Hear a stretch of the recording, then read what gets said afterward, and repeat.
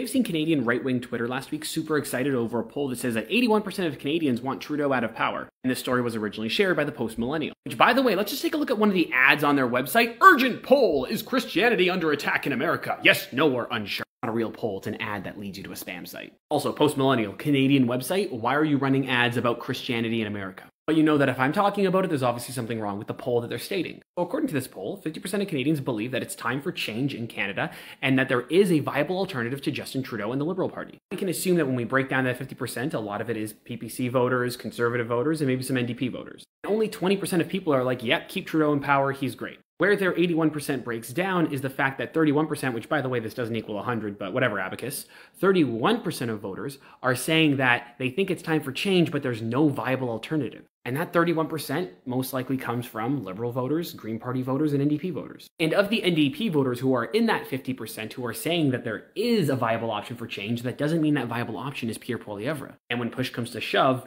a lot of those voters who are scared of Pierre might end up voting for Trudeau because of how much they hate Pierre. Which, by the way, net negative impressions of Pierre are at an all-time high. And yes, his positive impressions are up too, but his negatives are up significantly more than his positives. Because last March, his negatives and his positives were almost tied. And now there's a spread of 8 points towards the negative. More importantly, Pierre polls absolutely horribly with women. While you don't need any specific demographic to win elections in Canada, what we've seen historically is that there's one demographic that if you don't win them, you can't form a majority government. And that demographic can be changed a little bit, but it tends to shake down to white, university-educated women who live in the suburbs of the GTA. And all polling indicates that they hate Pierre, as if he was a form of natural birth control. That doesn't mean Pierre can't win the popular vote. That doesn't mean that Pierre can't win the election. But when you break down his net negatives, it really boils down to women hate Pierre. And I'm sorry, but you can't win an election when half the population despises you. Unless you're Trudeau and there's no other viable option. And this is why we need either ranked ballot and or proportional representation. Which, considering all the L's the Conservatives have taken in recent years, you would think that they would get behind. But they'd rather win like Doug Ford with 18% of the vote with a vast majority of the seats. Hey, but Trudeau doesn't get off easy either. He promised us ranked ballot and we never got it. But do you agree or disagree with my analysis? Let me know in the comments down below.